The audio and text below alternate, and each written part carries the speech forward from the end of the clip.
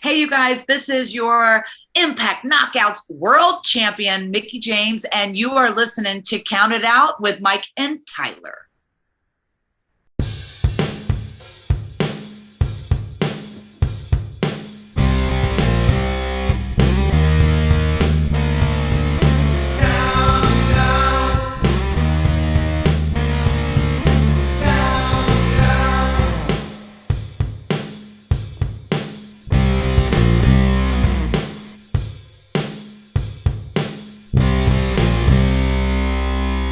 You are listening to Count It Out with Mike and Tyler.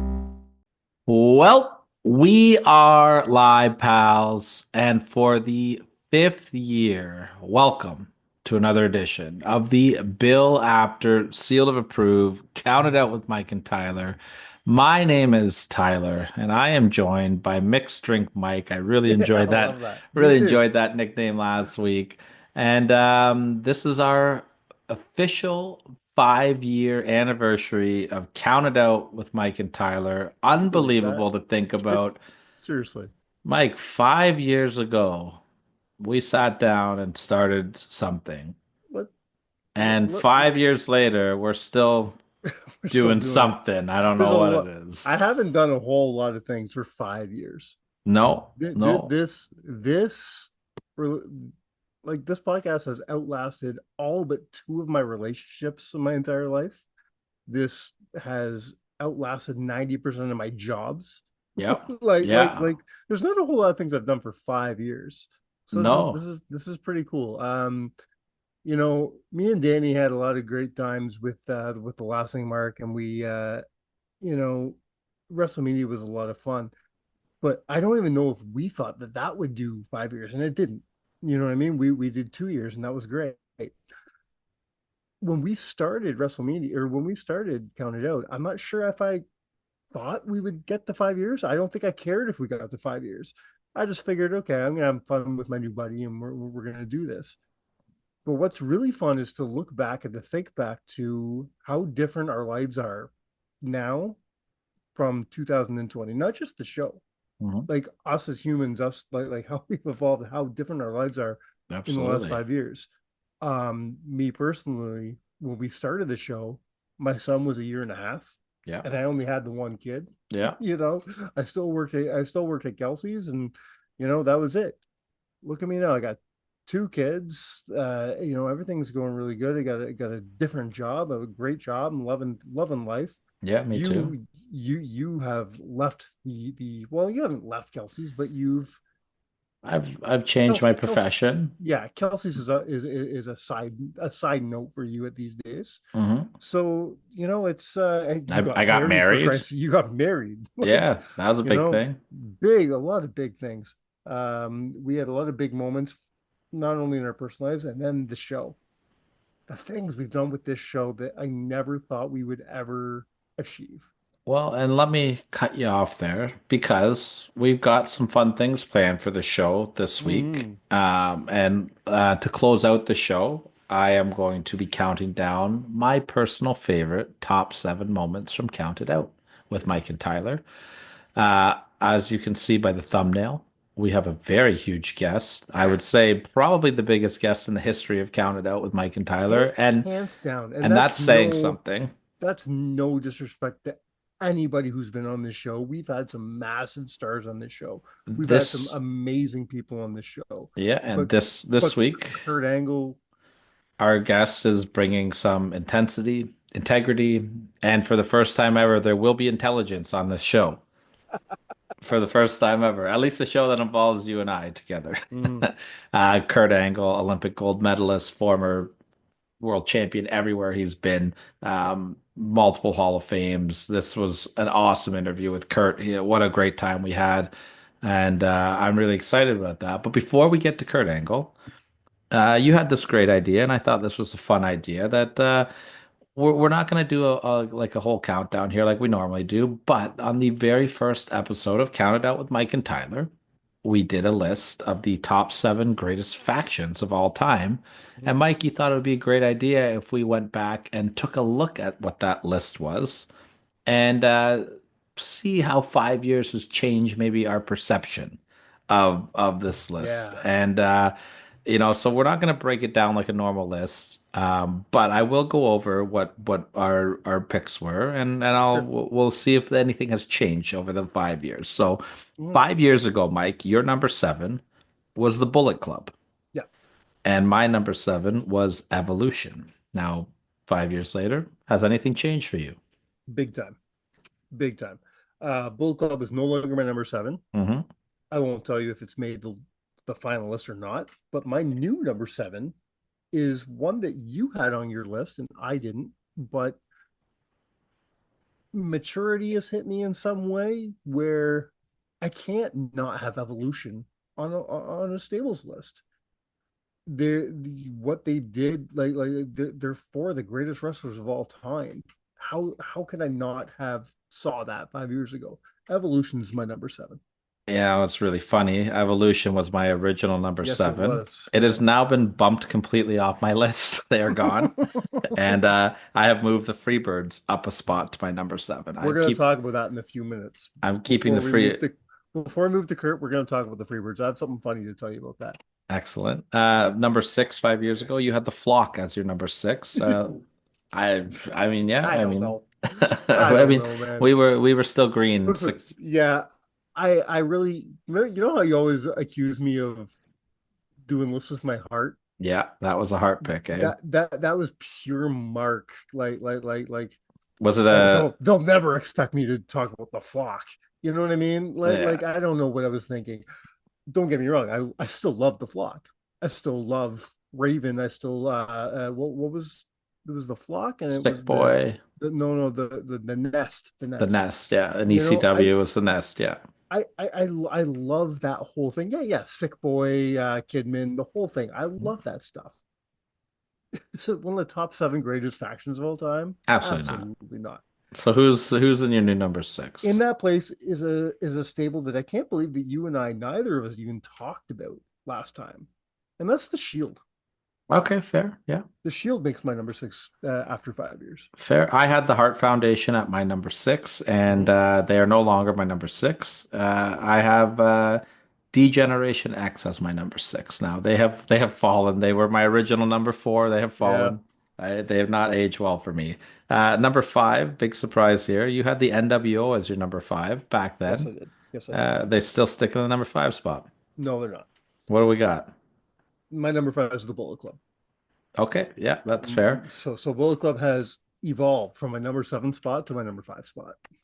Okay, well, this is kind of funny. My original number five was the Freebirds.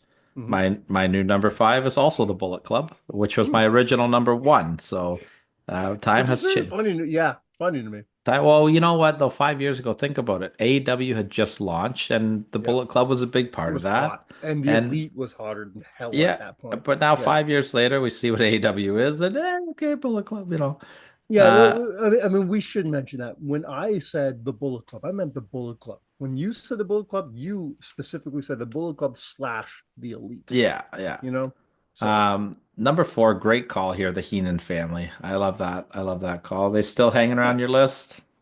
they're gone. Yeah, I mean, I They're wouldn't they're I wouldn't gone. have them in a number I four listen, spot. listen, listen. They're off the list. Yeah, that's fair. I don't. And you said something to me while we were doing this. You asked me a question, and 5 years later, I have to answer it all. And so you asked me, "Are you a fan of the Heenan family, or are you a fan of Heenan?" It's Heenan. And the honest answer is, I'm just a fan of Bobby Heenan. Yeah, fair. You look at the out. What did the stable accomplish? Not much. Nothing. They Nothing. lost to Hogan a Nothing at all. lot. Yeah. They lost to Hogan a lot. Yeah. My number four, Oh, Orig. hold on. Oh, did I So skip? Did I skip my well, number? you want to know what my new number four Oh, is? sorry. That's right. That's right. My new number four is the NWO, which was my Fair. number five. Fair. Um, my number four was. Oh, I just lost my list. Was DX. Mm-hmm. And my new number four is the Heart Foundation. So they still stuck on the list. Okay. And then your number three was the Four Horsemen. Yes, it was. And what would your new number three be? Or My are they new same? my new number three is the Four Horsemen. Fair. They haven't changed. Fair. That's You, I'm. It's nice to hear you say fair because you gave me a ton of shit when they were at my three number 5 years ago. I'm gonna pick my battles. I'm gonna pick my battles. My number three was the NWO, Okay, and my number three is still the NWO. all right. Number two, okay, Mike, we got the Nation of Yeah. Domination. How did my number two fall completely off my list in 5 years? I don't know what I was thinking. I don't. That was purely from a mark standpoint. I love Nation of Domination. I do. I truly do. I look back. You know how much I love 1997. Yes. 97 is my favorite years. My favorite year in professional wrestling. But the Nation of Domination wasn't it. No. Why are they my number two 5 years ago? I don't understand it. My new number two is my original number one, and that's Degeneration X. Okay, I mean, I disagree strongly. I And know you do. my original number two was the Four Horsemen, Mhm. and my new number two is the Bloodline. Mm. Okay.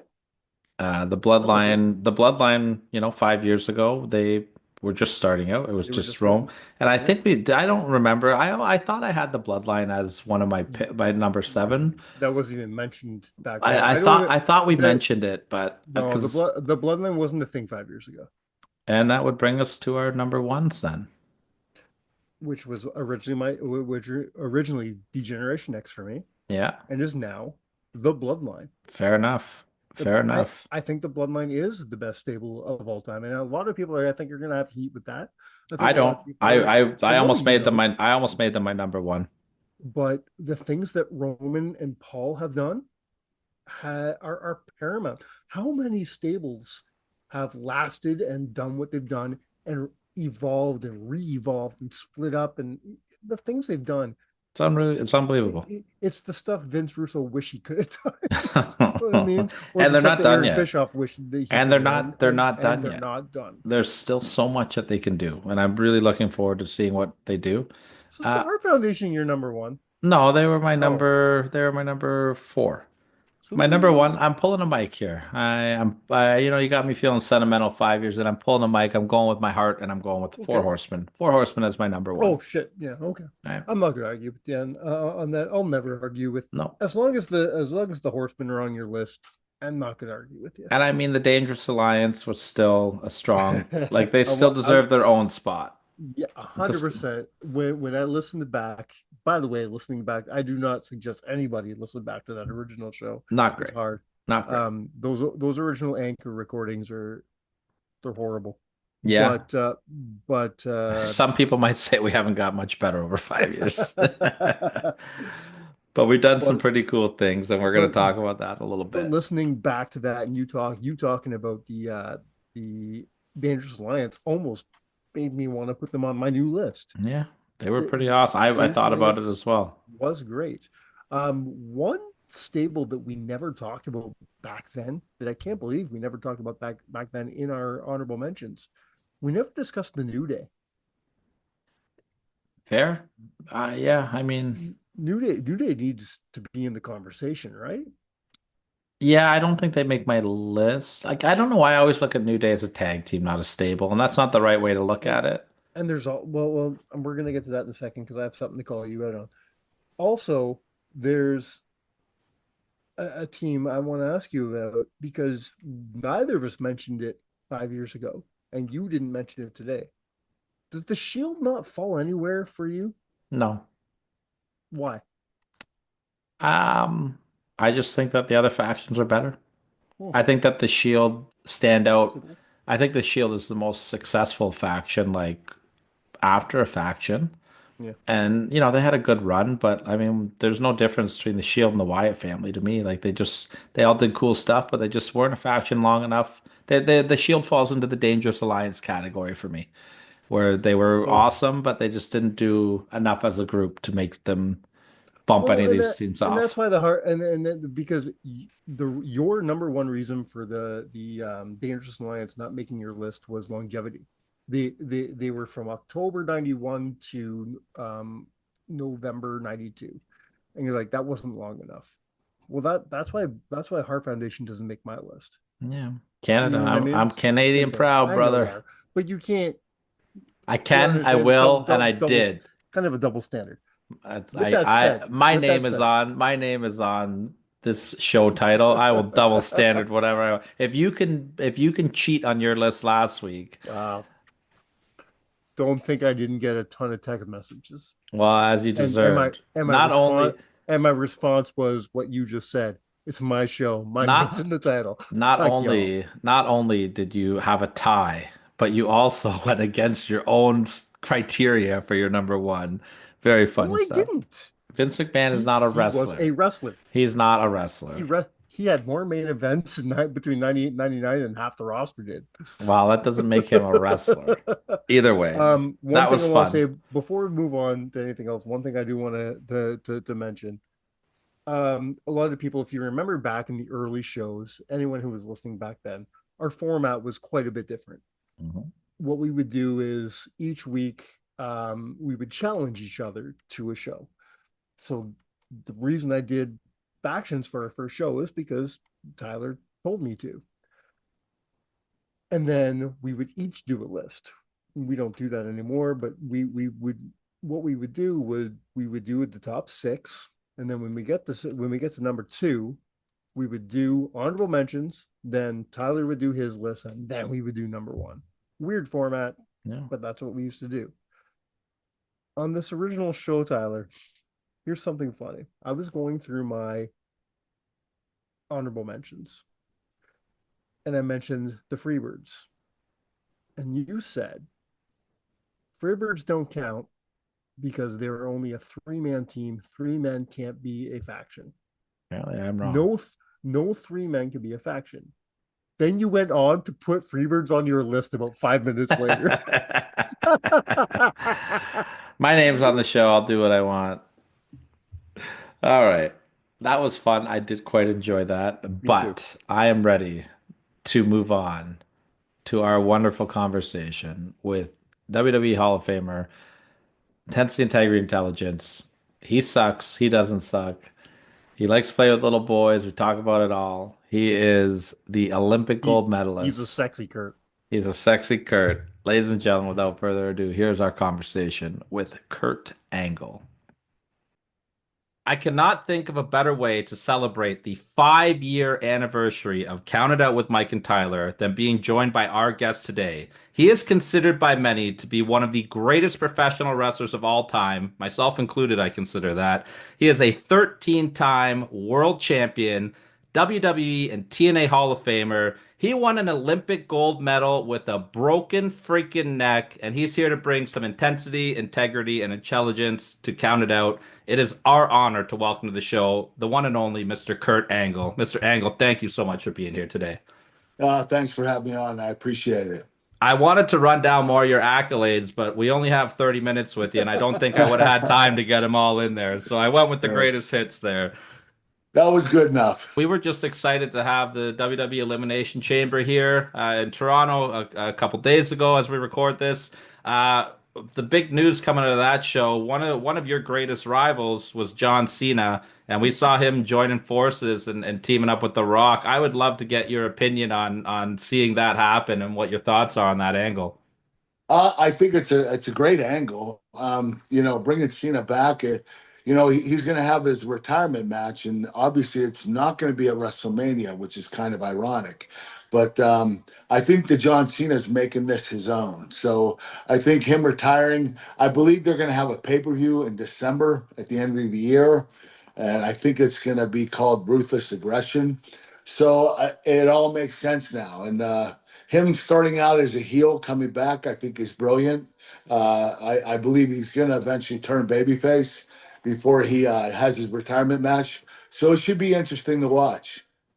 Absolutely. Kurt, John is arguably one of your greatest opponents. The stories that you and John told in that ring are that of legend. To the point where originally you wanted him to be your last match. You've been quite vocal about. What do you think of the retirement tour, and what makes it so special that he gets to do this? Not everybody gets a retirement tour like this. What is so special about John Cena? John doing what he's done in this in the sports entertainment world, winning 16 world heavyweight WWE titles. No one's ever done that before. John is very special. I consider him the greatest WWE superstar of all time, strictly because he won WWE 16 world WWE titles. Ric Flair has won 16 as well, but they've all been, NWA, WCW, WWE. But John Cena winning 16 world heavyweight titles from the WWE, no one's ever done it. And he's made a huge impact on the wrestling community. And I have a lot of respect for John for what he's been able to accomplish. Speaking of his night at the Elimination Chamber, I was privileged enough to be there, quite close to the ring and having a great time. And one of the most special parts of that night for me was I brought my 6-year-old son to his very first WWE show that night at the Sky Dome. Very, very mirrored to your own. We saw at the Royal Rumble, you had your daughter with you there. Yes. How special is it with you to be able to share this world with your kids? It's really cool. My kids barely got to see me perform in WWE or TNA. For them to see me in this limelight, it's kind of cool. My 8-year-old daughter, she never saw me perform before. So to be able to bring her to an event and show her what daddy did, it's pretty cool. Did they like freak out when you showed them some old footage of like how impressive the stuff that you did was? And then like, did they get a kick out of being like, Dad, like that's you? You know what? We've kind of instilled in them, you know, a lot of work ethic coming from sports. All my kids play sports, but none of them have ever seen me in WWE. So it is cool. It does blow their minds a little bit, but they do have a link to sports, so it's not like surprising, like, oh wow, Dad, you did this. It's, oh Dad, that's pretty cool that you did that. I mean, it's, my kids, they know what I've done, and we make them well aware of what I've been able to accomplish. And you know what? I don't know if someday they might want to do it, but none of them have actually asked me hey Dad, I really want to do this. So I don't know if that's going to be something I'm going to have to face down the road, but if I do, I'm going to have to give it a long, hard thought. Absolutely. It's going to be more stressful for you watching Yeah. them than you getting in there for sure. You said a great comment there. You said that you've done that. They're well aware of the amazing things that you've done in your career, and you've done so many fun things in your career. You've done so many amazing things in your career, and I'd love to talk to you a little bit about a fun thing that you did right here in Toronto. On an edition of Monday Night Raw, you had such great chemistry with Stone Cold Steve Austin, and I was at the Monday Night Raw when you kidnapped him and you took him to the bridge, Yeah. and you're the famously "Cry for me, Austin. Are you gonna cry for me?" What do you remember about working with that angle and just working with Steve in general? Steve was one of the most entertaining guys I've ever worked with. What's amazing about him is everything he does is improv. He he's not one of those guys that wants to study a script and go script by script. He wants to do whatever he wants to do. And that was the first time I had to do improv, and I was really nervous because I didn't know what was going to come out of his mouth, and I didn't know what was going to come out of my mouth. So what Vince McMahon did is we both got injured at one point in time at a pay-per-view. And Vince thought, well, I don't want my two top guys to be sitting at home. I'd rather do some work with them, have them on the shows. So they kind of put me and Austin together and Vince. And we started doing these vignettes, and they were really funny. And I would tell you, man, Vince McMahon and Stone Cold Steve Austin, we all got together, and Vince would say, hey, this is what we're going to do. This is the idea. I want Steve to start, then I'll chime in, then Kurt, you chime in. And whenever it's done, I don't want anybody to laugh, because if you laugh, you're going to get fined $2,000. So for a few different pre-tapes, we kept breaking character and laughing, and that's when Vince said, "Okay, from here on in, I'm going to fine you guys $2,000, so no more laughing." So we were able to keep a straight face to finish the vignettes, but it was a struggle. I actually owed Vince $8,000 because I laughed 4 times in one day. So that's something that I had to do. I had to go through it, but Stone Cold never broke character. He never did. I do believe Undertaker had a difficult time breaking character when we did a pre-tape with him. I believe it was him and Jericho and me and Austin and Vince, Yeah. and I believe Kane. And yeah, that was a tough one too. Speaking of laughing, that'll bring me right into this. There's a lot of great comedic wrestlers in WWE. We're lucky enough to live through watching R-Truth every week, who makes us laugh. Yeah. Santino Marella comes up as one of the greatest. Very entertaining. But you, Kurt Angle, you are unmatched when it comes to being able to be funny, really, really funny, without losing your serious edge. Most people can't do that. Most people, this is absolutely nothing to discredit Kurt R-Truth, but he's not going to be main eventing WrestleMania next year. We know this. Right. The same thing with Santino and all these other comedic wrestlers. But no matter all the funny things you did, you never lost your spot. You were always still one of the top guys. What was so special about being able to do things like the mini cowboy hat or sexy Kurt or telling Rey Mysterio that you like little boys? You were able to get away with that stuff and still be taken seriously. How did you get away with that? I think it's because Vince McMahon came to me and said, "Listen, we're going to do some funny vignettes. We're going to make you make an ass out of yourself on many occasions." But he said, "Listen, you can do this because you want to gold medal in the Olympics. Nobody's going to second guess that when you get in that ring, that you're not going to kick somebody's ass. Right. It doesn't matter how funny or how goofy you become. They're always going to take you seriously in the ring." So I had that advantage in my corner. And I knew that. So I knew I could let myself go and be as funny or goofy as I can be. And it worked extremely well. And for the most part, fans took me very seriously in the ring. But I will tell you this. At one point in time, Vince said, "All right, enough's enough. You're getting too funny, too goofy. We're gonna have to take you seriously. We're gonna make you the wrestling machine." And that's when the wrestling machine Kurt Angle was born. So there wasn't there weren't as many funny moments after that. Right. I think the Do you fact have that any? oh, sorry, go ahead, Mike. Go ahead. I just want to know, just to tail that up. Do you have any favorite comedic bits that you did? All the stuff with Austin was great. I enjoyed doing the battle rap with John Cena. Sexy Kurt with Shawn Michaels. That's my I really enjoyed the promo with Rey Mysterio. That was a funny bit that Brian Gewartz, my WWE writer, wrote that for me. And when I saw what he wrote down, I was like, "Oh my God, this is great." So I was able to go up there and perform it, but I didn't make it up. That's the only thing I could say is I had really great writers in WWE coming up with the stuff for me to perform. Did I knock it out of the park? Yes, but the hard part was the creativity and writing it, and that's what Brian did for me. God bless him.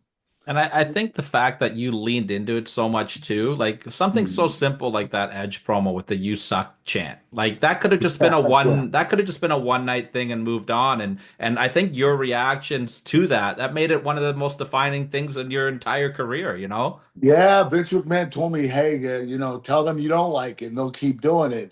And eventually, when I turned babyface, Vince said, "Listen, they're not doing it because they hate you. It's not definitely not because you suck. It's because you go out there and you perform for the fans, and you have your song that has this da da." And when Edge said, "Don't say Angle, say you suck," to the fans started chanting "You suck," and it just stuck with me. It didn't matter if I was baby or heel. The fans always said it, and I took it as a compliment at one point in time. I had to. I didn't know what else to do with it. So it was kind of weird, but I took to it. When you look back at some of these moments, something like the milk truck segment, did you ever think like in that time period that it would have such a lasting impression on the audience today? No, no, that was the greatest moment of my career was when I drove the milk truck into this arena and sprayed down Stone Cold Steve Austin and the alliance with Milk. That was another brilliant idea by Brian Gewirtz. I believe Stone Cold Steve Austin drove a beer truck into the arena a few years earlier, so they based that off of that. And since Stone Cold was in the ring, they had me drive a milk truck in the arena, and that was really cool. The fans' reaction that night was incredible.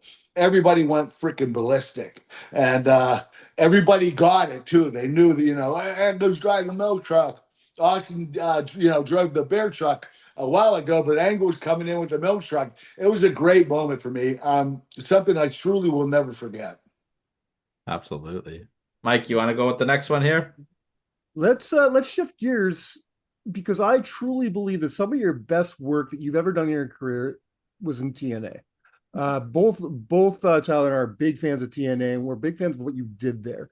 You turned that company around. They were getting to a point where I wasn't sure if I was going to continue watching, and then when Kurt Angle pops up, well, you don't have a choice. You kind of have to watch every week. Uh, I'd love to get your thoughts on the new partnership with TNA and WWE, and if you would ever consider working on either side if they brought you in some sort of level.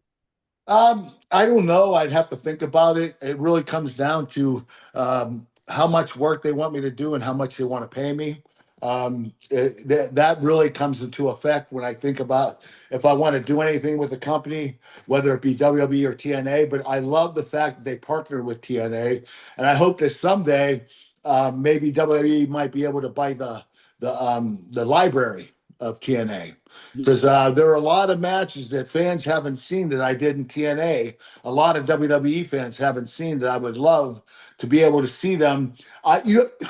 I spent more time in TNA than I did WWE.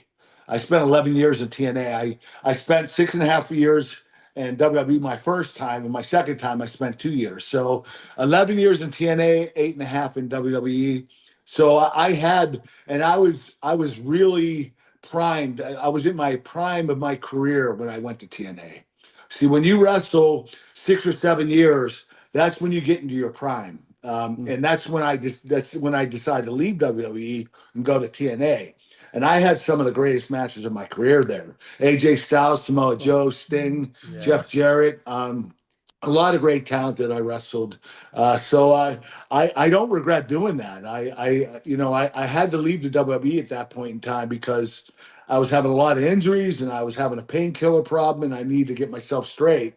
So I went to TNA and it was a great move for me. And we had a really good run back then. I'd say a really good 5 year run. And I was really proud to be a part of it.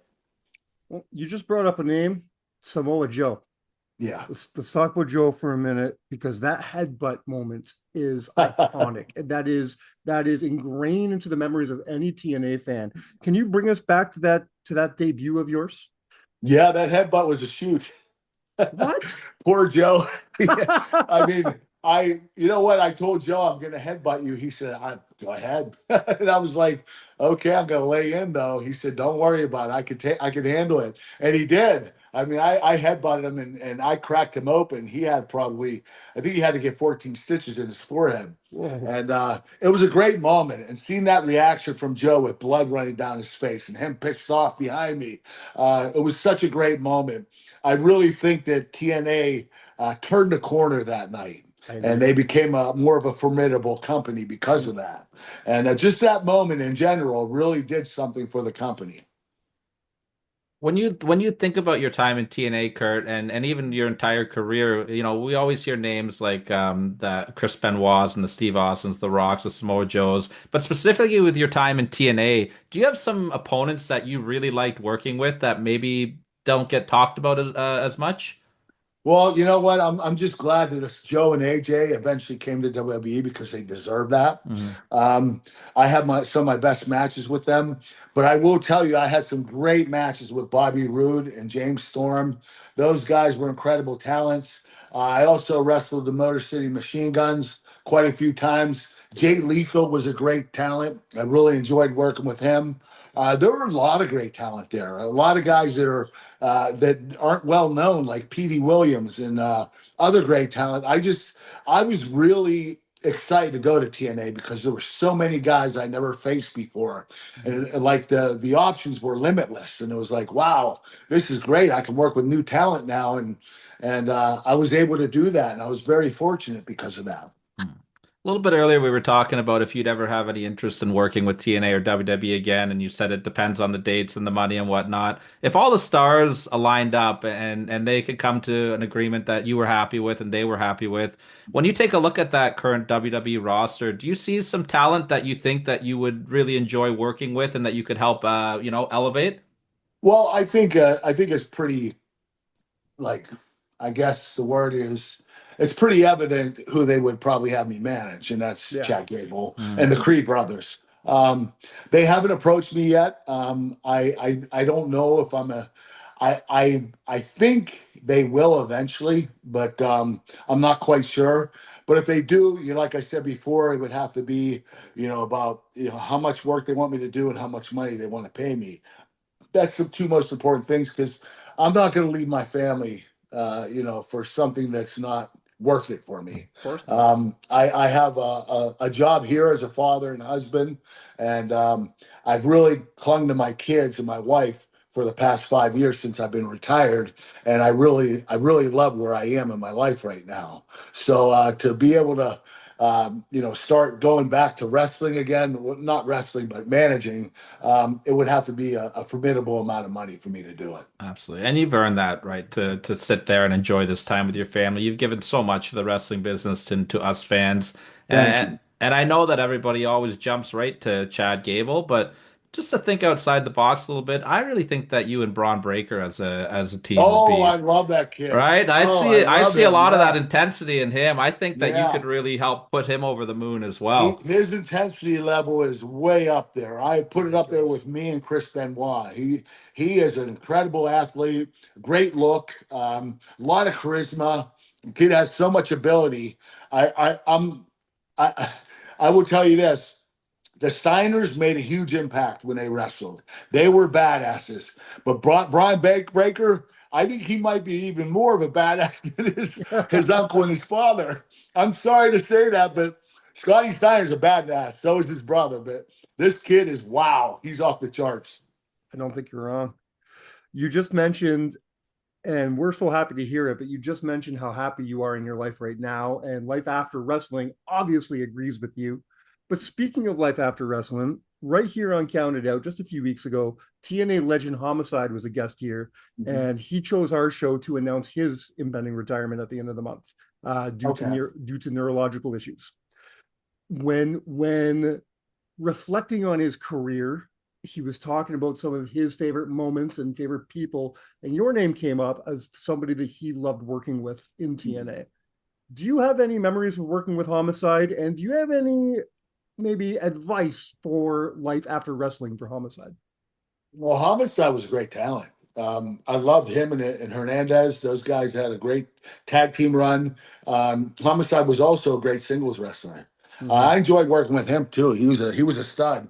But advice for him, for retirement: kick back and enjoy it. When I first retired, I was depressed. I wanted to wrestle. I was so used to going out every week and traveling the world, and then I go home and it's like a shock to your body, to your system. You're like sitting home and you're doing absolutely nothing, but you are doing something. You're being a father and a husband, but it was really difficult for me. And I just want to tell Homicide, don't worry about, if you feel like you need to be working, just try to take that out of your mind and just think about what you want in your life. Do you want to have a good marriage? Do you want to have kids, or do you want to raise your kids the proper way? I mean, those are the important things in life, and so is your career. But when it comes down to it, if you have to pick over your career or your family, I would hope you would pick your family, and that's what I'm telling Homicide. Pick your family. Don't worry about the wrestling anymore. Have a good time with your family and take care of them. And I promise you will be happy and you will stay happy. No, that's That's fantastic great advice. And Kurt, you just mentioned how you kind of had a hard time after your retirement. Yeah, for a And couple of years it was depressing. you said it, and I think I agree with you. And you're enjoying your time with your family. That the door is now closed for you as an in-ring performer. But was there ever a time where we were close to seeing you have another match after that WrestleMania match? Had you ever considered like having one more with that emotions that you were feeling? Were we close to seeing you in the ring? No, no, and I'll tell you why. Um, when I came back to the WWE, I was in really good shape. I was in wrestling shape. I was ready to go. And they kind of swerved me. They said, "Hey, we're going to induct you in the Hall of Fame." I said, "Well, I'm not retiring." They said, "That's all right. We'll induct you first, and then you can wrestle eventually." So they induct me in the Hall of Fame, and that night, Vince McMahon comes up to me and says, "Hey, we want you to be GM of Raw." I was like, "But I want to wrestle. I'm not retired yet." He said, "Don't worry, we'll get to that." So I become the GM of Raw, and I'm working, and I'm no longer being active in the ring. All I'm doing is being the GM because I'm so freaking busy. I have no time to train in the ring. So um, about 7 or 8 months goes by, and they want me to start wrestling again, and I'm completely out of shape. My knees have arthritis, my shoulders, my neck, my back, everything, because I stopped being active for 8 months. My body shut down. So when I started wrestling, it looked like I lost a step. It looked like I wasn't the same Kurt Angle. So as I'm doing this, every week I'm wrestling and I'm watching tapes of it. And I was like, oh my God, I hate the way I look. I look like an old man. So that's when I decided I wanted to retire. And I told Vince McMahon, "So Vince, I want to retire." I said at WrestleMania, and I want John Cena. He said, "You can't have John Cena. You have a program with Baron Corbin. You have to finish it." So I said, "Okay, I understand that." He said, "If you want Cena, you can wait the following year." And I didn't want to wait another year Right. because of the way I was wrestling. I felt like I looked like an old man, and I don't want fans to remember me as that washed up old man. I want them to remember me as Kurt Angle in his prime. So I felt like I couldn't do it anymore. It's out of my hands. And I decided I would never step in the ring again. And I'm sticking to that to this day. And Absolutely. while and while we understand that 100%, as Canadians, I'll tell you, we never let go, hoping that we'd see you and Josh Alexander do something together at some Oh point. gosh, Josh is a That stud. that was the number one dream match for us.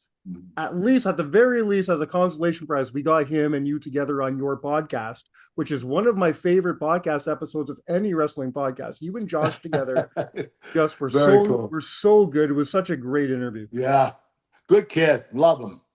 Yeah, he's hitting the free agent market now too, right? He's probably the hottest free agent in wrestling. Yeah, he didn't So, get picked Damn up right he quickly. is. It doesn't. Yeah. It's not gonna last long. well, Kurt, we're coming to an end of our time here with you. So I just have a couple more questions I'd love to ask you. I mean, I could sit here and do this forever with you. I feel like we just got started, but we'll have to maybe try a part two down the road. Um, Okay. I'd love to know who is on your Mount Rushmore of your favorite opponents that you've been in the ring with. Okay.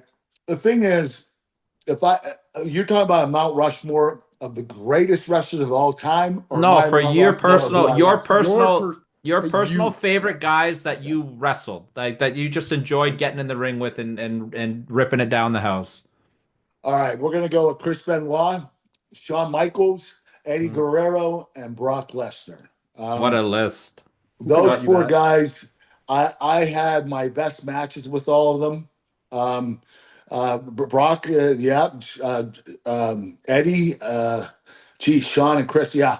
Those four guys are they're all studs, and they can all go in the ring. Mhm. Uh, they all have a certain ability about them that makes them special.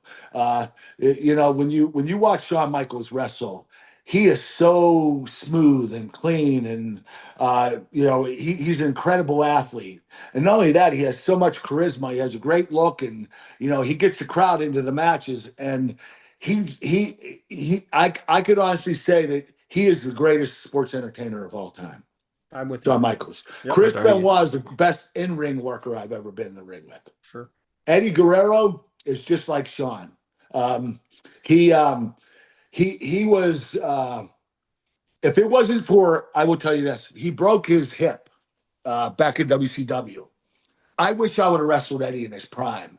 Listen, Eddie was better than everybody else, even after he had his broken hip. Mm-hmm. But he still wasn't the Eddie Guerrero that he used to be. Because Eddie Guerrero in WCW was the greatest wrestler of all time, period. And when he came to WWE, he broke his hip, and because of that, it kind of hobbled him a little bit. So he had to work around it. But he still was better than everybody else. Right. That's how good Eddie Guerrero was. Brock Lesnar, the biggest freak I've ever seen in my life. To be 320 pounds and have that quickness and agility, unbelievable. I will tell you this, though. I got to put Undertaker up there, too. All right, you got to give me 5. Yeah, Because that's Taker fair. is the best big man I've ever wrestled in my life. I had a match with him at No Way Out in 2006. We wanted to be WrestleMania, but Vince said, no, you can have the pay-per-view before. And, that match was off the chart. Could be one of the greatest matches of all time. It's phenomenal. I believe really, my matches with Benoit, Eddie, Undertaker, Shawn Michaels, and Brock Lesnar, I think I didn't mention yet. But I believe some of those matches are the greatest matches of all time, period. I agree 100%. I think if you take that No Way Out match with The Undertaker and put it on WrestleMania, we talk about it as one of the greatest WrestleMania matches of all time. Hands down, that match is phenomenal. Thank you, man. I appreciate it. So the last question I like to ask everybody, Kurt, before I turn it over to Mike to take us home here. When you look back at your career and everything that you've accomplished inside the ring, outside the ring, it could be a personal moment for you. It could be something that you did in the ring. What's something that just personally makes you smile to reflect back on? I mean, yeah, that was cool that I got to do that. You know what? Winning the world title for the first time against The Rock. I mean, The Rock he was the biggest star in the business. Huge. Him and Stone Cold, top 2 in the business at that particular time, above and beyond everybody else. And The Rock beating him for the world title my rookie year. It was only 10 months when I was into the business, and being able to beat a guy of that stature. And he was so easy to work with. He was very giving. He wasn't political. He was, he was about making the match as good as it could possibly be. And being able to beat him for my first world title was nothing short of amazing. That was my favorite title win, and it's because it was The Rock. And we all know that how talented he is. He's a great athlete, and obviously he's great at cutting promos and has a great look. But the only reason why I don't put Rock up there as one of the greatest of all time, he's the greatest. He's one of the greatest superstars of all time. I can't say greatest wrestler of all time because he wasn't a technician like Benoit, Eddie Guerrero, even Undertaker is, or Shawn Michaels. I put Rock up there, like him and Ric Flair and Stone Cold Steve Austin and Hulk Hogan are the greatest superstars of all time. They're legends in their own right. But I really enjoyed beating The Rock. That was my favorite moment in professional wrestling. That's amazing. Yeah. Thank you so much for celebrating our 5th birthday with us right here on Count It Out. We couldn't think of a bigger guest right here. So thank you, sir. We really appreciate your time. Thanks, guys. I appreciate it. Thanks. Have a good one, guys. Thanks, Kurt. Congratulations, too. Thank you. What an incredible honor that was. Before we move on, I have a quick question for you. Okay. After talking to the man, where does Kurt rank up for you? Like, is he in I mean, of all time? Is he top 10, top 20, top he's 50? 100% in the top 20 of all time. For sure. I'd have to really like sit down to see if he falls in the top 10 to 15 for Now, sure. Like we're now at that point we're talking full scope. We're talking like this is everything. Shawn Michaels level, like he can do it all. Yeah. Top 20, I agree Yeah. with you. When we're talking just in ring, Oh, top five. top five. Top five. I would say so. Especially if we're just looking at North America, like Yeah. top five, 100%. Yeah. Kurt Angle, one of the greatest to do it. And that was such a fun chat. I really enjoyed that.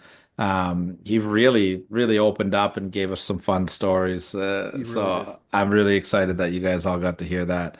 But I'm also really excited to take a walk down memory lane. And maybe some of the stuff isn't even going to be a too distant memory. But sentimental looking back 5 years, I decided to go back and take a look at the top five moments, in my opinion, in the history of Count It Out with Mike and Tyler. And I've got reasons for a lot of this stuff, and I'm going to start with the good old number seven here. And that's Brock Lesnar's theme the song. Brock Lesnar's theme song. No, you know what I did? I picked our very first episode. And I'm not picking it because it was a good episode. The factions episode or the first episode we actually recorded? The unaired, the episodes to never see the day of light, the four of them that we have recorded. Yeah. I'm picking our first episode because it's just so incredible to look back at that moment. We are live pals for the first time, which I said by accident because I didn't know how to start the show because we weren't on Exactly. Zoom. I didn't know how to Yeah. cue you to start, and I didn't know how to edit. So Yeah. I was like, well, here we are. We're live pals. Like, this will be Mike's cue to know we started. Exactly. And just to take a look at Yeah, for where, those who don't know, we used to record on a phone call. yeah, it was crazy. That was it. Yeah. And to take a look at where we've come from that first show, it's just such an honor to have started this journey. You know what I mean? So like there are like realistically, if I were to take this out of the equation, and because our first show is not one of our best moments, but it's one of my proudest moments to start this show. Sure. So that's why it made the list. Now I gotcha. but the actual real number seven, if not taking our show into the equation, the start of our show Yeah. is Titty fucking Dusty Rhodes, which that's one of my Mike got absolutely hammered while I was doing my best of Ric Flair Starcade matches lists, and I got to a Flair and Dusty Rhodes match, and I can't believe that made your list. Mike said that he would love to titty fuck Dusty Rhodes, and I've never forgot it. And that don't worry, I think that was was that in the first year of our show? Like that was early, eh? that was in our first that was the first year of our show. So that is a clip that you're going to be hearing I'm so happy right now. I don't think anyone can work a crowd better than Dusty, man. He just has to look. He just gives it a look, and the reaction he gets. And it speaks to his charisma. I'm going to sound like a real jerk right now, but I'm going to speak to the time, okay? We're speaking about the late 70s and the 80s. Somebody that looked like Dusty Rhodes did not fit in professional wrestling. When, today or then? Then. No, he totally fit. Everyone looked like Dusty then. They're all fat. No, what I mean is not in that role. You know what I mean? No one ever hit home. No one was ever the common man like Dusty was. Haystacks Calhoun was never gonna be that fucking ladies' man. No. No chick was ever fucking flicking their bean to Haystacks. You know what I mean? Well, hey man, there's a market for the big boys. But Dusty came out bigger than fuck, and he wasn't muscular. He wasn't big in that fucking Vince McMahon kind of way. He had fucking tits. He had a lisp. You know what I mean? Like there was no reason for him to be a draw. But he had that charisma. He had the it factor. He clicked with the crowd. Thing. We all saw Dusty. He had women wanted to fuck him, dude. He was as much as a ladies' man as fucking Tully was, as much as Magnum was. Women wanted to fuck that fat bastard. Because I don't know what to say. Where are we going here? Mike, are you trying to say that you're attracted to Dusty Rhodes as well? I want to tip fuck Dusty Rhodes.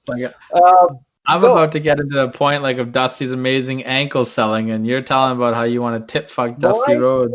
We're not talking about his ankle selling. You're talking about his crowd working.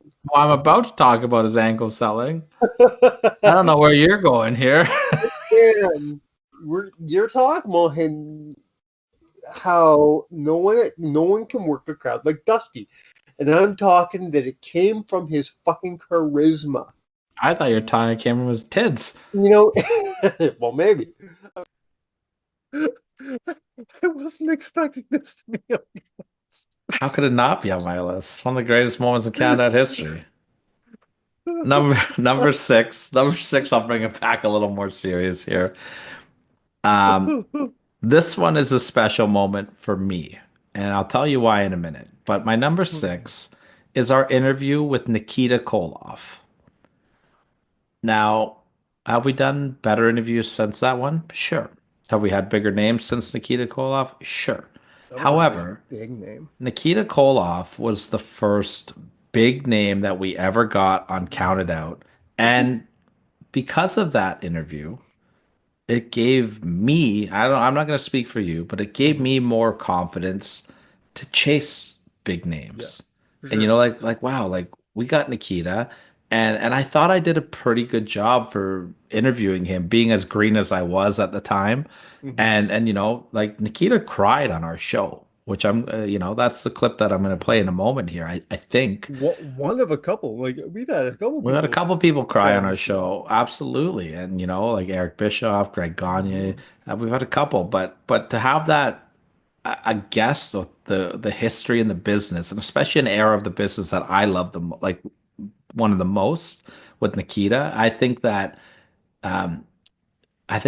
started to give our show some credibility.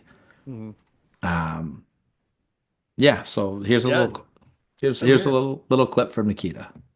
Is there any way you can even try to put into words just what the vibes were when he made his entrance and you guys were embracing in the entranceway? Because that's real, you know what I mean? You can't make that up. That is you can't. You can't manufacture that, say what you want about wrestling, everything else, but no, that was a surreal moment that night. I mean, there were, even now thinking about it, get a little choked up. I know between between Dusty and myself and Terry and many of the fans in the arena, I mean, there may have been a dry eye I don't know. There probably was, maybe whatever, but I can say between the three of us, there was not. Very special moment and very, very memorable moment. Yeah. So moving on to my number 5, I used the word credibility when describing Nikita Koloff. Come on. Really? I also used the word credibility to start the biggest fight in the history of Counted Out with Mike and Tyler. Why would this be on your list? This was such a great moment on our show. To the point where we got messages from people that thought we were going to break up. Like, people thought that we hated each other after this show. Like, I got messages from some of my good friends, and as did you, being like, "Are you guys like talking? Is Counted Out over?" It was just such a fun, that whole show. We did a debate on who was the better Mr. SummerSlam, Bret Hart or Seth Rollins, and I'm gonna play the clip in a moment, but. The funny part is, I'll pull the curtain back a little bit. That show ended. Yeah, because we put a pin on the fight. We finished the show. Yeah. That show ended. You looked at me and go, "You're such a dick." And we both laughed. We were cool when we got off air and everything was fine. We were cool before the show was even done. Yeah, but we were. The second the show ended, we just laughed hysterically. And it was such a great fight. And if you guys don't remember it or don't believe me, well, check it out right now, because this is probably the most intense few minutes in the history of Counted Out with Mike and Tyler. And All right, buddy. speaking of John Cena, he's my number Get the 2. fucking Band-Aid off. Yeah, okay. John Cena's my number 2. Where would you like me to give you my problems with this match? After you talk about what you like about it, or when I do my list? I think that the finish ruins the match for me. Fucking A, it does. But if among other things, if you take a look at the rest of this match, though, it's fucking awesome. It is. Okay, listen to me. I watched it a few days ago, and then I watched it again tonight. Here's I got 3 major issues. Number 1, I do believe it went a little too long. I know it was only half an hour. Yeah, no, I'm with that. It could have went 5 minutes shorter for sure. That's a nitpick, though. Okay, my biggest problem is the finish. The stupid finish. It was awful. Here's my other thing, and I know people are going to yell at me, call me a fucking smark, call me an internet fan, whatever. But here's the thing: when it's this blatant, I have a problem with it. I'm not that guy to call out botches and to call out fucking problems and shit, unless it's really blatant. John Cena was so blatantly calling his spots in this match that it takes me right out of it. You must not enjoy any John Cena matches then. But this worse than usual. That's kind of his thing. I know, but this so badly that it took me out of the match. To hear him yelling his spots at Seth, I just couldn't watch it anymore. I didn't notice it any worse than normal. Like, to me, it was just normal. I don't know if I'm just used to it. Yeah, is he bad for it? 100%. I agree with you. But this was bad, and it ruined it for me personally. And that's why. And I'm gonna rip the Band-Aid off. That's why it's my number 7. Well, I mean, you're losing your own credibility at this point for any arguments you have. No, because I didn't like a match where John Cena didn't know what the fuck he was doing all fucking night. And number 7, come on. Of the worst. It was a shit match, dude. It was a shit match. You're out of your mind. It's not even close. It's not even the top 50 of John's best matches. Mike, John Cena is one of the best wrestlers in the history of this business, and it doesn't even come close to one of his best matches. Mike, listen, I understand if you don't like the match, but for you to come out and say it was a shit match, you have no fucking credibility for the rest of the show, if that's what you're saying. It was a shit match? Yeah, okay. In my opinion, hey, I'm not fucking shitting on your opinion. You hold up, but I'm not saying that anything of that. You're coming out here and saying it's a shit match. Am I saying that my opinion is that I think this is one of John Cena's worst pay-per-view matches? Yes. And that's my fucking opinion. And in my opinion, it's going to hurt your credibility going forward in the rest of this show with any argument you have to say that this is a shit match. But I can say that about you. Listen, you can say I don't doesn't hurt my credibility. I'm telling you what I like. No, it doesn't. You can sit here. How many times do I have to say on this fucking show how subjective wrestling is? Yes. Just because you fucking like something doesn't make it the gift of fucking God. To me, that match is dog shit. My fucking opinion. That's you can sit there and say you didn't enjoy the match, because there's a lot of matches that I didn't enjoy. Yes. But to say that it's a shit match, you're out to fucking lunch. Am I saying that you think it should be a shit match? No. Am I going to go on fucking the internet? I don't think anyone's ever said it's a shit match. This is a shit match. I did. I've never heard it. I've never heard one person. I don't give a fuck. You can get all huffy puffy as you want.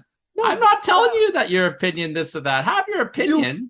You just told me I said it hurts your credibility. Yeah. You just told me I had no to say that this match is shit because I don't like something that you like. No, to say that this match is shit. But it's not just me, Mike. This match is a fucking critically acclaimed match in the wrestling world. So to say that it's shit, I don't give a fuck. How many times have you gone and fucking you compare lists every fucking week? I do. Go and so you've seen how it goes. I've seen this match never fall below 3.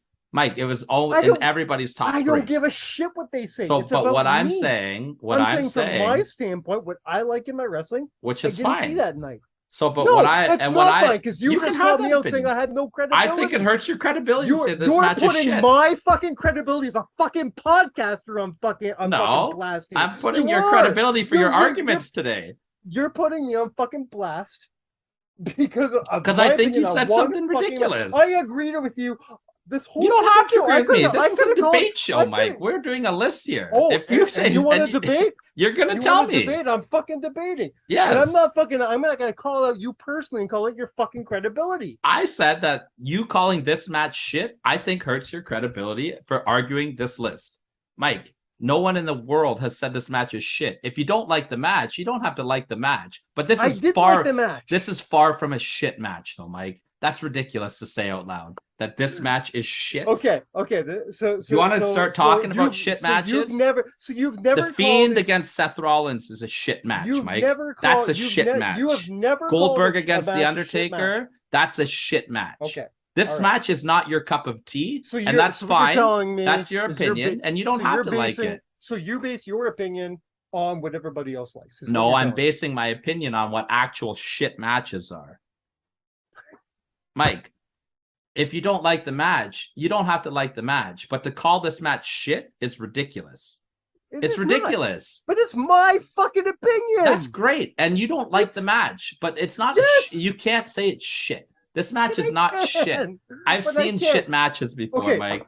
I've talked to you about shit matches. Listen to me. You have a glass of Pepsi and a glass of Coke. You fucking drink the Coke. I like this Coke. I drink the Pepsi. This tastes like shit. Am I gonna fucking say your credibility is fucking ruined for the rest of fucking life? No. I'm just saying, you like Mike, one thing, you don't like the other. I like something you don't. You like something. There's a big difference between Coke and Pepsi and calling a good match shit.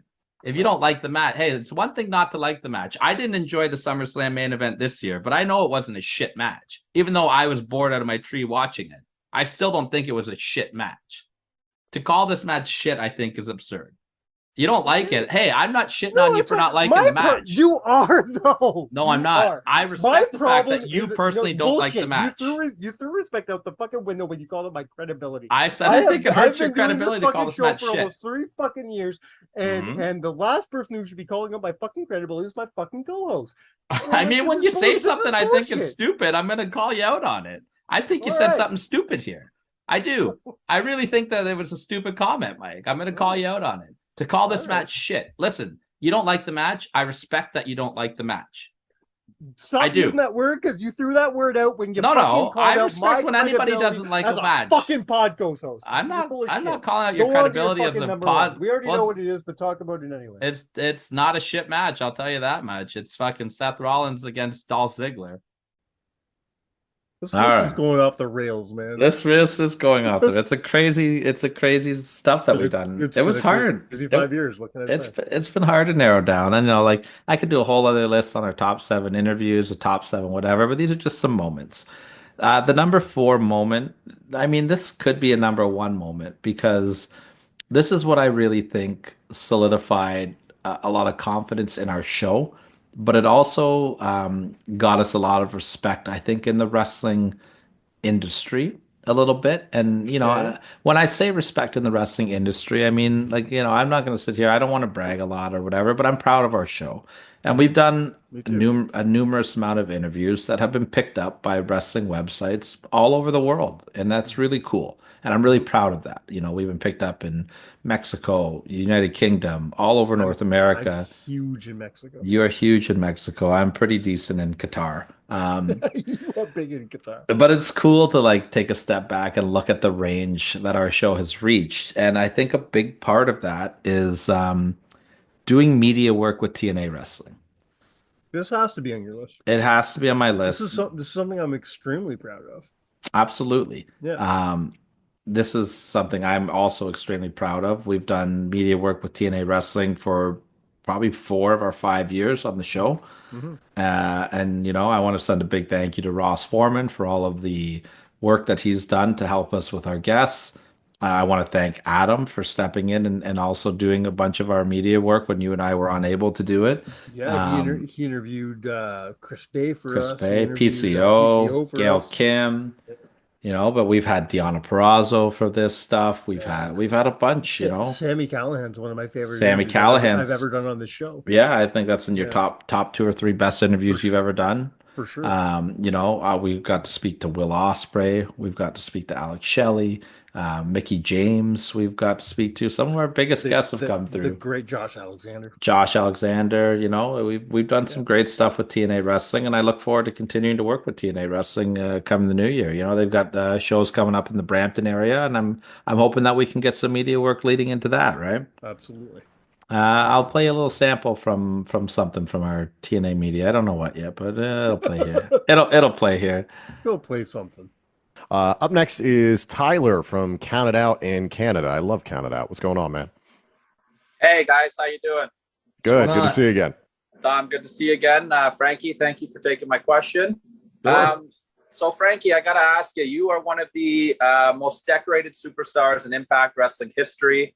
When you look back at everything you've done, do you have a couple moments that stand out for you as something special? And when you look at this roster now, is there a couple people that are standing out to you that you can't wait to get in the ring with?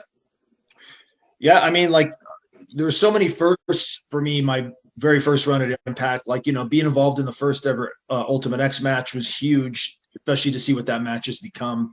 To be a guy that was one of the first three guys in that match is very special. Winning my first X Division title, that was my first major title, and to win it live on pay-per-view was very special. Winning the tag team titles with Christopher Daniels the first time was amazing. There's so many firsts, like being, the first time we got on Fox Sports Net, the first time we got on Spike, the first time we were on Primetime. All those memories are very, very special to me. And in terms of people I want to wrestle on the roster, literally, I want to wrestle with everybody. I mean, there's so many intriguing matchups. I mean, like, you look at a guy like Eddie Edwards, who I've known for 15 plus years, never been in the ring with him in a singles match. The same can be said with a guy like Rich Swann. Again, going back to like two of my favorite guys on the roster, Josh Alexander and Speedball Mike Bailey. Just top to bottom, there's so many incredibly talented guys. And now that I am here full time, I want to get in there with everybody, like literally everybody on the roster. So thank you so much, guys. Can't wait to see you guys back in Canada soon. Appreciate it. Thanks, man. Yeah, very soon, March and April, we're going to be back. All right. What a great clip. Yeah, that was wonderful. I know we know exactly at this moment what I have played right now. Jordan Grace, also another name we got through TNA Wrestling, big star right now. I don't want to talk about our Jordan Grace interview. That's fair. Okay, number three. Number three is a moment that, I'm going back and forth if I want this to be my number two or my number three. I'm going to go with this one as my number three, and it's a moment that I take a lot of pride in. Okay. And that is the announcement of Homicide's retirement on our show. Yeah. This was the fact that he felt comfortable enough with our show. It sucks, and I'm putting this all on you because I was unable to make that interview. I wasn't able to be there that day. But the fact that he felt comfortable enough with this show, with our reputation, with the things that we do, to go and make that announcement on our broadcast. Mm-hmm. I don't toot our own horn very often, but toot.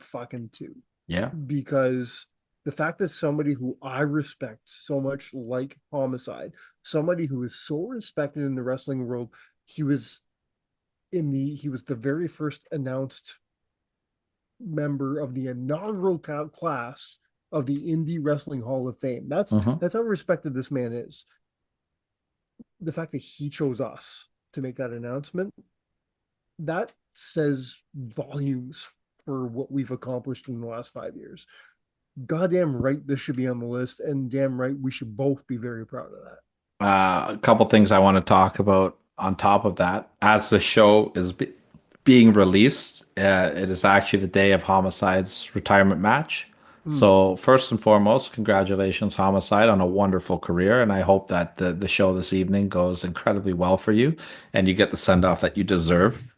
The cool things about this Homicide announcement is the reaction to the wrestling world that we've gotten, and specifically there's a couple reels that I've made about this announcement, and people like Zelina Vega commented on the post from the WWE. People who Alistair Black has shared on his Instagram story. Ortiz the other day did, People who have which been is touched by Homicide's career and by Homicide's training, because yeah, Homicide's great trainer, his brain, man, he knows smart man, wrestling. smart He man. knows wrestling.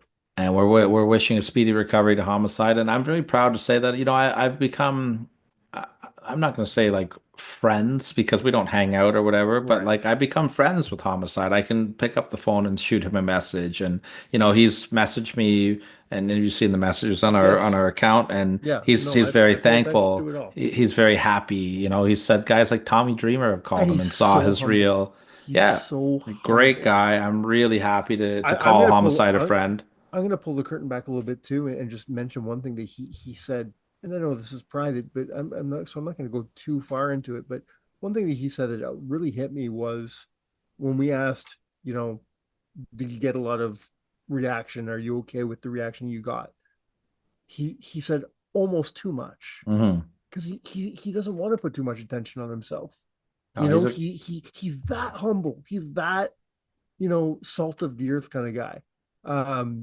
I wish nothing but the best for Homicide. He's hopefully we can get him on again so I can be on the goddamn interview. Yeah, Because I've we'll missed have him him the back. last 2 times. We'll have him back for sure. We'll have him back for sure. He's on Here, my he's on my list of people that we've had on the show that we need to get it on.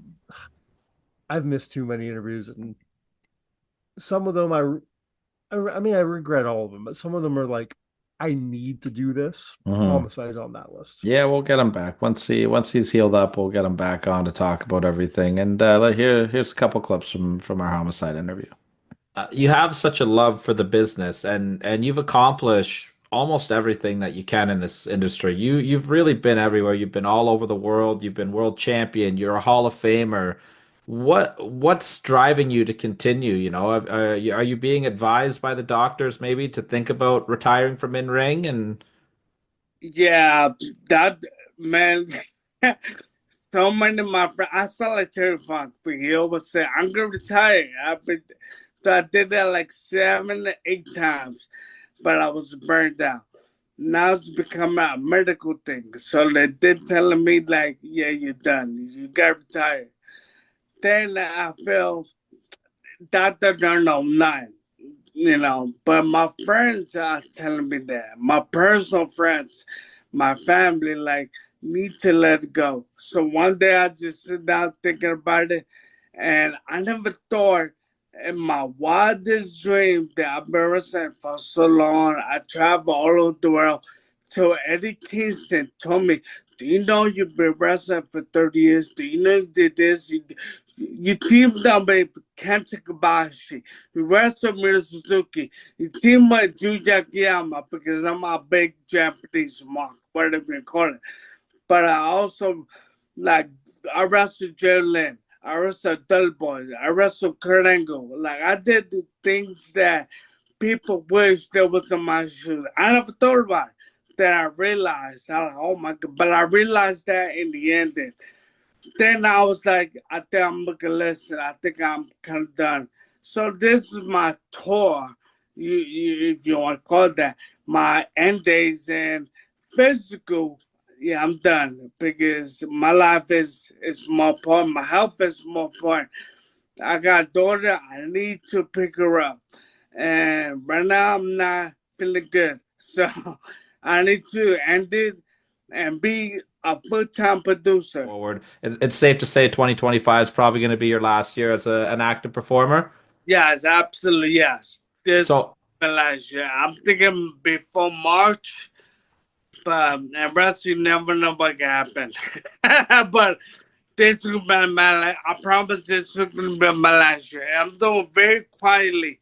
A lot of people like to promote. This will be your last match. I already be my last match in this country or this company, but not last match ever. Because you never know. absolutely. Yeah, my time is almost the main thing that I want to people like get a checkup. I don't care who you are. If you got the spirit of Terry Funk and Mick Foley, God bless you. That's good. But nobody is Superman. We all humans. We love this crappy business. We get hit minor and major. Like, I don't know if you notice it, my voice is different. I tell people, get a checkup. I don't care if it's blood work, joints, get your head checked, get your heart checked, get something. Because you want to do this for longer years, you definitely getting something. So, the major thing I'm going to say to the people who listen, get yourself a checkup because you never know what happened. Trust me, I'm happy, bro. But I'm the biggest influence of people telling people, get your ass a checkup because you never know. All right. Number one, two, and three, they were all hard. Normally the number seven's the hardest one, but I had a really hard Well, with time. a list like this, how do you do this? I get So it. I think our number one and number two can be interchangeable, but I'm gonna put this one at my number two. You may disagree with it, but I don't think you can argue with the number one either. My number two is the Bill Apter seal of approve. Okay. I'm hoping your number one is what I think it is. Mhm. And they are 100% what you said, interchangeable. Yeah, this is something that this could have been number one. Yeah, it was my original number one, and then This is part of our identity. yes, it We have been is. calling ourselves the Bill After Seal of Approved Counted Out for the last 4 years. This is how people know us, and we're extremely proud of that title because of how much respect we have for Bill After. Well, and let's pulling the curtain back. Bill After is one of my heroes. Yeah, me too. And I said this in our interview where you put Nikita Koloff in your number 6 spot, I believe it was. Mhm. For me, that's Bill After. Yeah. Bill After's that's how I knew we made it. When we interviewed Bill After, I'm like, holy shit, we've got something here because we're talking to the man who I consider to be the greatest wrestling journalist in history. So for us to get that rub from him, by the way, only 2 podcasts in history have that rub. Well, you're gonna hear it in a second. Like the thing is, like that's not just a gimmick that we say. Like No. Bill actually did it, and to pull the curtain back before I play this clip to set it up here, we had asked Bill if he could do a show bumper for us, which we do for all of our guests, and Bill did a show bumper, and then he stopped, and well, you know what? Let's just let the clip speak for itself. This is what happened. So wait a minute. Why don't can I plug your show? Yeah. Oh, yeah. You sure? Anything you want to do. No, because I love your show, Counted Out. And you two are great hosts. So you know what? I'm going to do this. 5, 4, 3, 2. Hello, everyone. This is Bill Apter. And I just finished taping an episode of Counted Out with Mike and Tyler, or Tyler and Mike. They're brilliant hosts. You've got to listen. You've got to see. Counted Out. Yeah, I endorse it. They've got the After Chat seal of approval. Oh, amazing, Bill. I have an actual seal of approval that I put up on my friend Mac Davis's show. Hold on a minute. Hang on a minute. Tyler, can I the phone number you called me at? Yeah, that's my number. Okay, hold on a minute. I know that's your number. That's what you called me at. Hold on a minute. 905. All right. I'm going to send you, let me see if I can message this. I'm going to send you a photo of the After Chat seal of approval. Not a lot of people have this, by the way. Wow, that's amazing. I think Ricky Morton has it for his show. I gave it to Mac Davis for his new show, Hot Dogs and Handshakes, and I'm now texting it over to you. I'm honored, man. I'm really honored. Did you get it? Not yet. Oh no, I sent it to wait. Which one of you called me? I called you. Oh, okay. Then I just sent it to your phone. Did it get there yet? I got it. Yeah. Oh, amazing. That's the app. So feel free to use it. I'll send that over Thank to you you as so well, much. We'll Mike. put that right on our webpage. I'll stop the. I Still, what a I moment. I talk a lot of shit about, like, in private. I talk a lot of shit about Vince Russo, but talking to Bill Apter and Vince Russo separate times were some of the highlights of the last 5 years for me, Yeah. because I'm a I'm a journalist at heart. I'm a writer at heart. I went to journalism school. I flunked. Yeah, but you went. But I went. That's what I like. I never wanted to be Hulk Hogan. I wanted to be Bill Apter. I wanted to be Vic Venom. So, you know, when we talked to Vince Russo, to me, I wasn't talking to the guy who shot the bed in WCW. I was talking to Vic Venom. Mhm. I was talking to the guy who produced those Raw magazines in 1995. You know what I mean? That's the man I was talking to. So those are two of the highlights of my career, of my podcasting career for me. Yeah. But Bill, I started reading. My uncle started giving me the PWI almanacs as a gift every year for my birthday in about 1989. From that point on, the PWI was my life. Yeah, I oh yeah. loved the PWI. I learned about And who the was the NWA and ECW because of those magazines. exactly? And for me, AWA. That's how I learned about AWA. Oh yeah. That's how I learned that the King wasn't just some commentator. Mhm. You know what I mean? The King could go. That's how I learned that. And once I learned that the PWA was called an aftermag. Like, what's an aftermag? And that's how I became a tape trader, because I needed to know what else is out there. If after mags mean there's more than one magazine, more than outside PWI, there's got to be more tapes. It opened my perspective of professional wrestling, and I have it all to thank to Bill Apter. Absolutely. Absolutely. That's just I wear that with a badge of honor, 100% the Bill Apter seal of approval.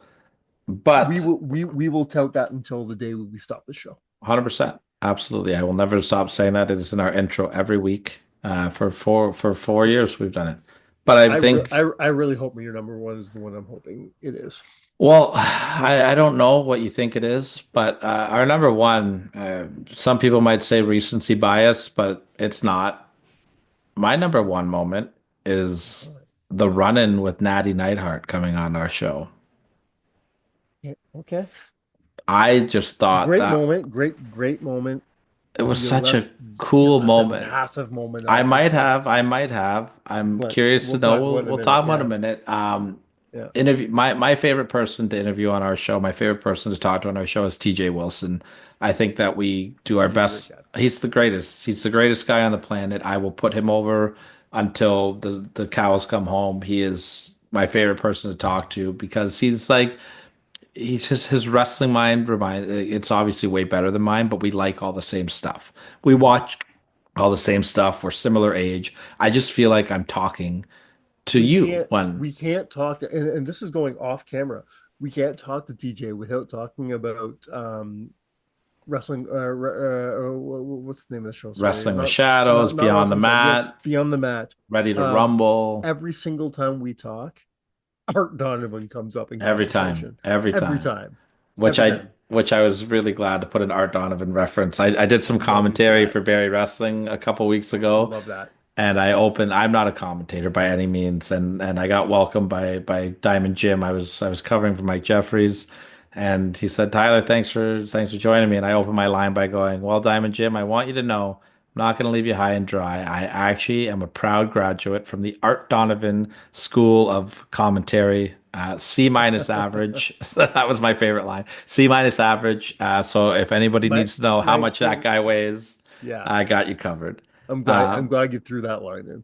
But to have, it's no secret, we've said it many times on our show, that our goal for Count It Out is to interview the New Heart Foundation. That's my number one goal for sure. I know it's a goal of We're yours so as well. close. We've had Brian Pillman Jr., which is an honorable mention for me doing AEW media work. We've had TJ. We are in talks with Harry Smith right now. We're very close to setting a date with him. Mhm. And, Natty and Brett are the two that are tough for us. And interviewing TJ. I mean, technically, we need a cutout standee of Brett. That's fair. That's fair. We can pull that off. Yeah. But interviewing TJ and having Natty do this, I'm going to play the clip right now. It was such an amazing moment for the show. Yeah, it was. And Natty says that she's going to lock him in the sharpshooter. You got any advice from how to counter that thing there? Reach around, grab the leg? There's a couple pictures of Natty putting me in the sharpshooter too, so I don't really think there's a counter. Listen, Chris has got to get down to the dungeon so that he can figure out a way out of the sharpshooter, right, Teach? Yes. Oh, I love it. Natty, we're looking forward to seeing you in Toronto. Thank you. Welcome to Count It Out. This is a huge honor to have you. Thank you. I can't wait to see everybody in Toronto. I'm so excited. I'm like, it's always so great to be able to go back to Canada, which, you know, when you're a Heart, you pretty much own all of Canada and you stake that claim forever because the Hearts just have this, like, we have an amazing connection with our Canadian fans, and it's something I never take for granted. Absolutely, absolutely. We love the Hearts here in Toronto. You know, this is kind of a bucket list for us because we have a goal on Count It Out where we want to talk to everybody that's in this new Heart Fountain. That picture you guys recreated? Oh, yeah. Right? So we've talked to TJ a couple times. We've talked to Brian Jr. Yep. We're close to Harry. We're talking to him now. Okay. And now we've got Natty on here. Natty, just really quick, can we get your memories of that picture that you guys recreated? It was funny because it just was so organic. It was like just this great practice that we had in the dungeon. Brian Pillman Jr. wanted to come down. Harry was down training with us. And all of a sudden it was like, we were like, let's take that picture. And then of course, Brett, we have a standee of Brett at our ring. Yeah, so. Like we always, whenever we do stuff at our ring, we always say like, you know, Brett's watching, guys. He's judging you. You want to be 4 out of 10. Like we use that Brett stand in a lot. So that standee. So it just was so funny. I think it was Brian Pillman's idea. I think it was Pillman Jr.'s idea. Yeah, we asked him about you told us it was Brian's idea. So when he had him on the show, we're like, TJ said we had to ask you, man, and he told us all about it. It was great. Yeah. There she is. I love it. Yeah, this guy, he's not even a year old, this kitten. This guy is like... He's huge, though. He's about 14 pounds. Wow, I was going to say. Kitty cats. I've got my 2 downstairs right now. Usually mine's over my shoulder here, but she decided to stay downstairs there. You know, and I love that you talk about that we talk about this picture and just watching this generation of the Hearts. Like Harry just won the All Japan Pro Wrestling Triple Crown a couple months ago. Like what an incredible accomplishment that is. So proud of Harry. Harry is just crushing it. And like, we're so proud of him because he just, ever since Harry was a little boy, as long as anybody can remember, he's always loved wrestling more than probably anybody in our whole family. And so for him to be killing it in All Japan, where his dad had so much history, it's just a testament to how much he loves pro wrestling. But I'm always like, you know, the selfish part of me always wants to see Harry back in WWE. So you know, that's what I think would hopefully one day we will get to see that happen. And I think Harry would kill it in WWE working with so many different guys like Ron Breaker, for example. I think Harry versus Ron Breaker is incredible. God.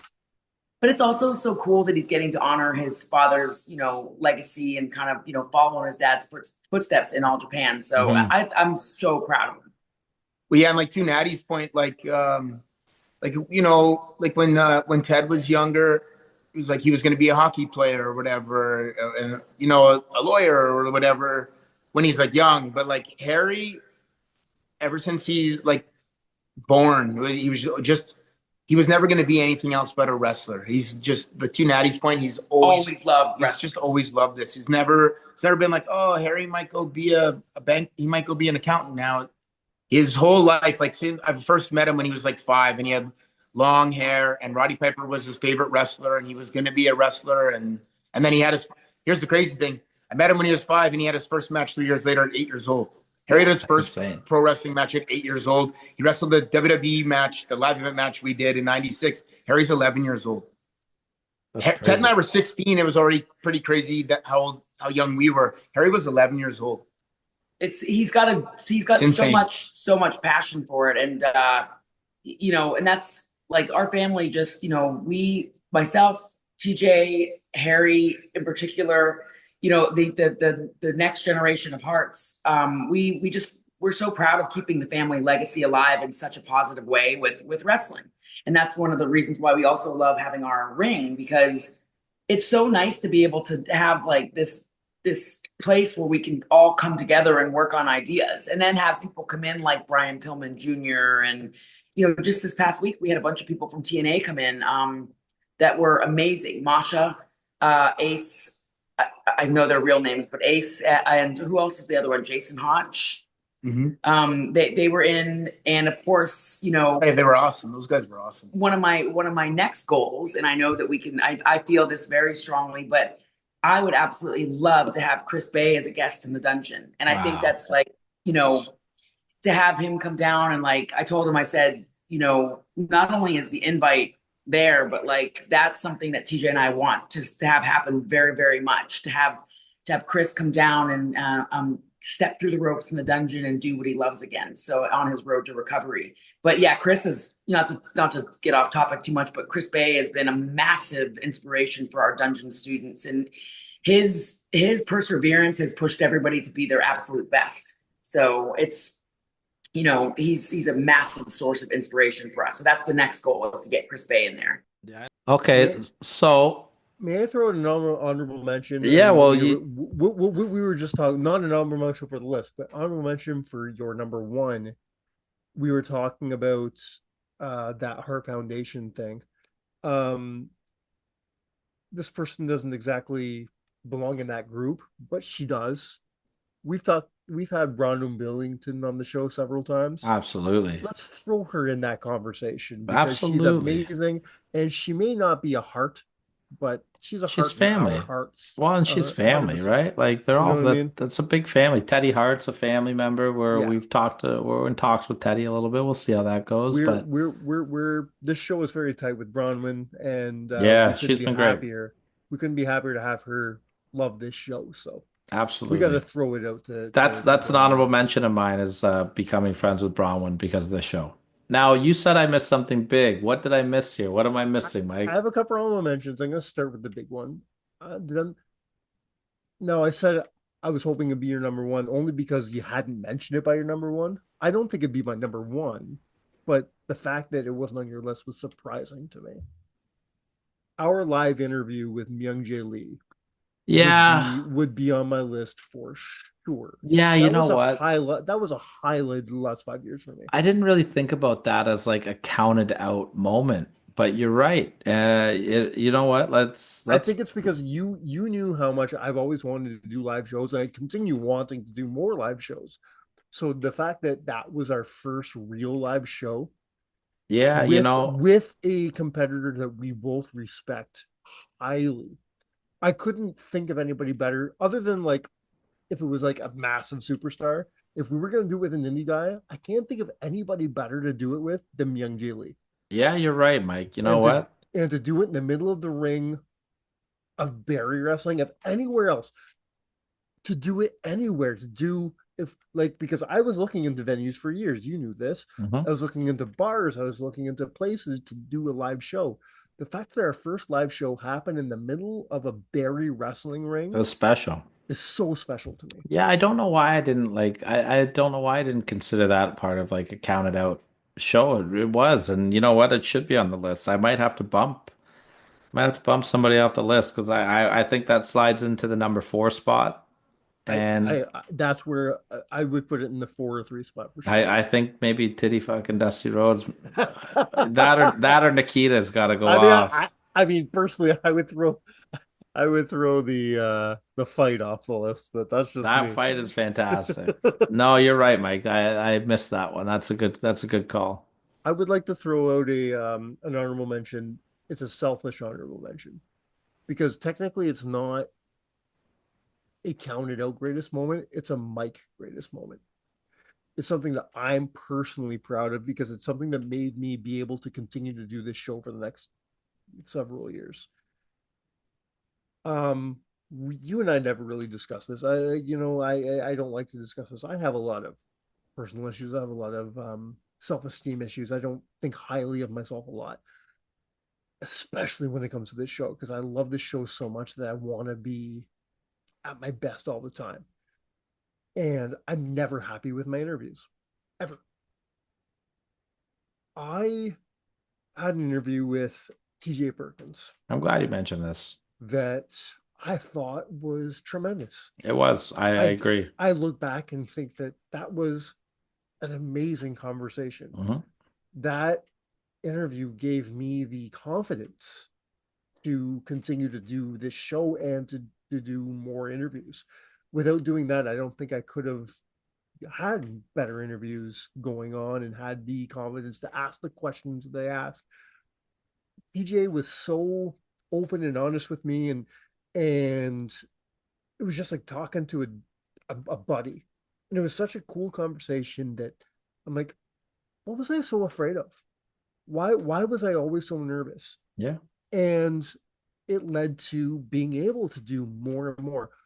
If that interview, and I hate to say this, and I mean this in the best way possible, the best thing that happened that day was you not being able to make the show. Yeah, absolutely. Because I had to do it on my own. And being forced to do it on my own showed me that I could do it. Yeah. You know, so that from a personal standpoint would be up there for me. No, absolutely. Another show in a weird way, like I don't know why I'm saying this, would be a year ago we did a show about Paul Heyman. And we opened the show by honoring your stepfather and Dino and my best friend James, who had both passed that week. That's one of my favorite shows because we both got really, really raw. Yeah. Every We now just and got then, eh? really honest and really, you know what I mean? We broke it all down. We didn't give a fuck. We just said how we felt. And that was big for me. Oh, I agree. I agree. I'm gonna put just two shows out that I really enjoyed, and one of them was 2 weeks ago. I really enjoyed our Elimination Chamber recap show because I felt like that was another real show. Me too. Me too. And I want to give a big shout out to when we were all in Windsor and we did the WrestleMedia reunion show. That was a lot of fun. Clusterfuck, but it was fun. That was a lot It of was fun fun, to do. yeah. I really enjoyed that and getting to Well, meet I'm Matt. glad you brought that out because I'm glad you brought that up because my next point was to thank all of our friends for helping us out over the years. Yeah. There's times where you and I, one of us can't make the show, and we get guys to jump on. If you haven't heard last week's show, that's a great example. Poor Tyler was dead. I had a rough week last week. I threw my back out. I was very sick for the first half. It was one of the worst weeks I've ever had in my life. So Adam jumped on. I need to thank, first and foremost, is Adam. Adam has been a mentor to me. He started my podcasting career. He showed me that I could do this. He gave me my first platform in WrestleMedia. So Adam, I don't know if I'd be doing Counted Out without Adam. Well, and I don't think there would be a count out without Adam because I thought you knew how to run a podcast and edit. So I was like, I'm going to latch onto this guy and finally get a podcast. Right. Fucking joke's on me. Yeah. And what you said about Adam, I'd like to say about Jonah as well. Jonah from the Rewind Recap Relive podcast. He's been a great, I've learned a lot from him and we've had a great working relationship. He's really a good soundboard to bounce questions off of. I always send my questions to him for interviews. He sends his questions to me. He's taught me a lot about making reels and I don't know, algorithms and shit. I don't know. I'm old. I don't understand all that stuff. But Jonah's always been a big supporter. So I want to give a big shout out to Jonah as well. And we can't list everybody, but no, but Matt jumps on whenever we need him. So thank you to Matt Suckrum. Anthony hasn't been on the show in a minute, but he's an integral part of this family. Yeah, so thank absolutely. You to Anthony. Jay and Tyrone for Good Friends, Better Enemies. They tried their hand at what they did, and they had fun while it lasted, but they were part of the family for sure. And then, rapid fire some guys here. Steve Bourne has jumped on the show many times. He's a very loyal friend of the show. Rob Arabic, obviously, very loyal friend of the show. He's the first one to tell us when we fucked up. He's also the first one to say great show as well. So we love Rob. Andrew Walsh, another. Sometimes in the same sentence. Yeah, absolutely. Good Walsh, Andrew Walsh, of course, Yes. another good one. I know we're missing a Kerr. Kerr's always been a Our big supporter. entire Barry Wrestling family. Barry Wrestling family. You guys have been Our such a support. friends at Rock Solid Wrestling as well. Kerr's been a supporter since day one as well. So big shout out to the old ginger there. And then, lots of other fun stuff coming. I've got a huge announcement that I'm going to save for next week's show. That's going to involve a fun project that I am working on that you and I are going to do some work together on.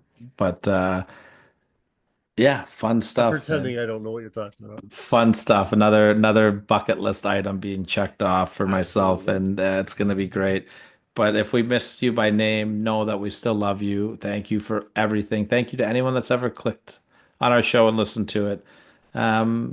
Just nothing but love, man. Feeling love on 5 years and can't wait. We say it all the time, but we're just gonna keep pushing and keep striving. Why not do it for another 5 years? Like, who would have thought 5 years ago, almost to the day, that this show is airing?